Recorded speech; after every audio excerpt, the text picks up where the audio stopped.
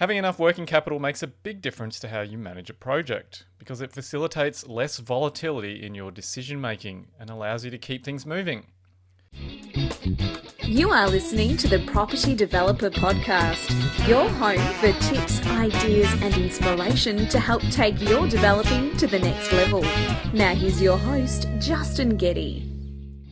Hello and welcome to episode 85 of the show. Thanks for joining me. How are you doing? Well, I trust. I'm doing great. Been busy wrapping up my latest project. We've basically finished with all the settlements in the complex. I've only got one remaining unit left unsold, which is currently on the market, and I'm looking to get that sold in the next month or so as our campaign unfolds. I'd always planned on keeping this unit till the end of the project because it's a bit bigger and unattached to the rest of the dwellings on the site and will appeal to a different range of buyers than the other ones. Anyway, I'm going to talk more about the lessons from this project in a moment. On my other project, I'm expecting the building permit to be issued any day now and then have the builder on site within the next few weeks. Can't wait to get that project underway. Hopefully we have minimal delays on getting that delivered and no real stoppages over the next 12 to 18 months. So on this episode, I thought I would share some of the key lessons I've taken away from my just finished project. For those who've been listening to the podcast for a while, you would know that I've been battling away on this project for a number of years, actually probably close to 5 years, which included a failed trip to the planning tribunal to try and get a planning refusal overturned. So for those that don't know, I originally applied to have a project for a planning application for 19 townhouses on my site, and it ultimately got refused by council. I took it to the planning tribunal to get it reviewed and hopefully overturned, but we lost that battle, and so I had to start again with a new planning application, and this time we got permission for 14 townhouses. Anyway, the project is basically done now and it looks fantastic. I'm really happy with how it came together. Check out some of the video posts I've made on the show's Insta and Facebook pages if you want to see how it all looks.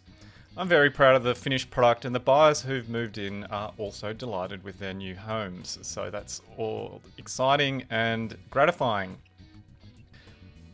Now, just before I get into the detail about what I learned, remember I've got the property developer training up and running for people who are interested in learning how to develop property. We've still got lots and lots of people who are signing up for that, so it's fantastic, and I'm really humbled by your support. So thank you to everyone who has signed up so far. In the training, I take you step by step through the development cycle and show you how to run a great feasibility, find a terrific site, deliver a successful project. I share with you lots of checklists. So there's heaps and heaps of content in there. So head over to www.propertydevelopertraining.com to find out more. So what are the lessons I've learned from this project? Well, let's go through some of them. These are in no particular order, just reflections from me looking back over the past few years. 1. The illusion of perfection can drive frustration. One of the challenges I continue to face is the expectation that things will go smoothly, even though I know and understand there will be challenges along the way. And this can be a source of frustration when things go awry or problems pop up that annoy you. For example, I had to spend $6,000 getting a new electricity meter connected for one of the townhouses because the council wouldn't allow the cables from the central electricity meter to run across the front garden of one of the townhouses at the front of the site. This was really frustrating and annoying and shouldn't have really happened if the services engineer had designed something that council would be happy with. But they didn't, and I had to sort it out. It was frustrating and shouldn't have happened, but it did. And it was a timely reminder that bumps and unexpected turns are really par for the course when doing a development, and you just have to roll with them. 2. Growth happens when you are challenged. So following on from the previous point about perfection, is also the benefit of challenges in terms of how they help you grow and adapt. The funny thing about challenges is that they force you to evolve and learn. Easy projects don't really teach you that much. You don't gain as much experience. So I think it's wise to embrace the pain when it happens so that you can evolve and expand as a developer. It's when things don't go to plan that you can understand where things can go wrong and what you can do in the future to try and make sure it doesn't happen again. The lesson on this point is that without the pain, can you really enjoy the pleasure? 3. Nobody cares more about the project than you. You can be sure that nobody wakes up in the morning more enthused to deliver your project than you. And that means you need to stay on top of the people who are working with you to make it happen, to ensure things are getting done on time. You also need to provide a healthy dose of inspiration to keep those people interested and focused on the job. I do this through regular check-ins and asking how things are going. It's also beneficial to remind people that you are grateful for the work they are doing on the project to try and extract that extra discretionary effort where you can. So remember, you're the conductor of the orchestra and you need to keep everyone in time, in tune, and focused. 4. Confirmation bias can derail a property development project. A huge lesson I learned through this project is to be very wary of confirmation bias. Confirmation bias is where you believe your own view of the world. And this stems from my loss at VCAT, where I held a view that we should get a permit. And this view was supported by my team. And I accepted their reassurances because it mirrored my own view. But we were all wrong. The lesson is to try and remain open-minded and explore the worst-case scenarios of a situation, so you can try to mitigate them and be alert to believing that your own worldview is the likely outcome of a situation. 5. Maintain a strong financial picture throughout the project. There are a lot of expenses involved with a property development project, and invoices fly in and money goes out all the time. Variations come up in building, and numbers forecasted in feasibilities change regularly. The market moves. You might sell something for more or less than you expected. And it's important to keep a good eye on how you are tracking so you know where you stand financially, as this has a big impact on your sales campaign and understanding what kind of sales results you need to get to achieve a certain financial outcome. It also forces you to maintain some financial accountability for how costs are tracking against forecasts. The lesson is to ensure you are regularly aware of how the project is tracking financially. That might mean asking for a monthly report from your project accountant, or a consistent effort on tracking expenses and cash flow through your spreadsheet, or however you plan on managing your project financials. 6. Property markets can change quickly. Property cycles can change really quickly. In the cycle of this project, we went from a market reaching a peak to a period of soft trade, and then a massive growth phase again. There is no way you could have predicted that type of change in a 5-year period. It just goes to show how quickly the market changed, for the better and for the worse. The lesson is that it's very hard to predict where property markets will head, so be aware that they can change quickly. 7. Liquidity and contingency are the lifeblood of a property development project. I think having sufficient cash to get you through a project is really important. It allows you to keep the project moving ahead, pay your team and other suppliers in a reasonable and fair time frame, and reduces the overall stress level throughout the project. Having enough cash allows you to avoid delays while you scramble to raise capital and to take care of some of those unexpected costs that pop up along the way. Having enough working capital makes a big difference to how you manage a project, because it facilitates less volatility in your decision making and allows you to keep things moving. For example, we had some water issues on the site that required $11,000 of additional drainage works. As you can imagine, I wasn't happy about having to pay for that and looked for alternatives and ways of not doing it.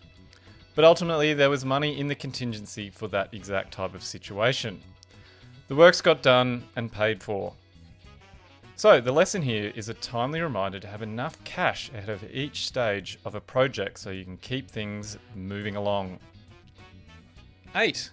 It's helpful to have investors who understand the risks. During a project, when everything is running smoothly and exactly to plan, you may not face many issues from people who have invested in your project.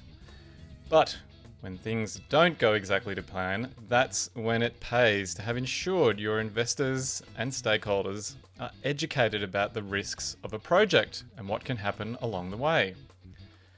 The added stress of dealing with anxious investors would certainly add another level of complexity to a project. So the lesson here is to carefully vet who you accept money from and make sure you take the time to explain the potential risks involved with the project and try to partner with people who have experience in investing. 9. There's a great sense of satisfaction from having happy customers. One of the great benefits of doing property development is the sense of satisfaction and gratification when you hand over the keys to a buyer who is really excited about moving in and loves their new home. Handing over the keys to someone to live in a property you envisaged from scratch and saw through to the end is very gratifying and makes it all worthwhile. 10. Creating something from nothing is very gratifying. Following on from the sense of satisfaction from handing over the keys to a new resident, there is also a deep sense of gratification from seeing a project through.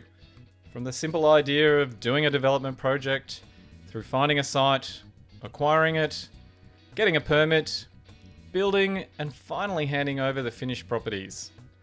Anyone who's ever been through that journey will understand the sense of achievement when it's all over. And it's a result that is physical and will be around for decades to come, so you can always drive past and say, I did that. 11. Keep pushing and eventually the wall will fall over. One thing about developing is that it's never all green lights, as I touched on earlier. You'll be faced with roadblocks and hurdles along the way, but if you keep pushing and pushing, never giving up, then eventually all that pushing will lead to the wall falling over. I faced so many problems, challenges and issues along the way. Some were big, some were small.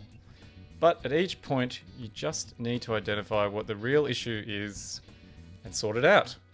But more importantly, you need tenacity and perseverance. That applies more broadly in life, so figure out what your vision is and keep striving towards it. 12. It takes a team to deliver a property development project.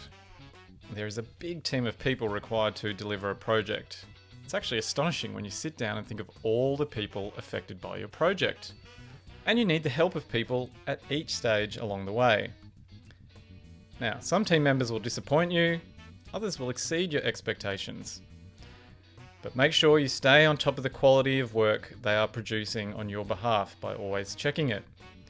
And continue to look at who stays on for the next project, or if you need somebody new to help you. Don't forget, it's also nice to thank people for their efforts when their part is done or the project wraps up. Who doesn't like a note of thanks? And finally, my last point, 13. Capture your project lessons while they are fresh. The end of a project is a good time to sit down and reflect on what went well and what could be done differently next time while things are fresh in your mind. Some will be big things, others small, but capturing the lessons learned will help you evolve, become more efficient, and deliver better projects year after year. Okay, that's a couple of the lessons I wanted to share with you. I hope they provide you with some insight into what I discovered along my way to delivering my 14 townhouse project. Remember, you can catch me on Insta and Facebook for my latest project updates. And if you want to know how ready you might be to become a developer, take my property developer quiz at www.propertydevelopertraining.com/quiz. If you are interested in learning how to develop property, then head over to propertydevelopertraining.com and have a look at what's available. It'd be great to see you on the inside of the training. And until next time, May all your challenges be on the way, not in the way. You've been listening to the Property Developer Podcast. Tune in next time for more tips, ideas and inspiration to take your developing to the next level.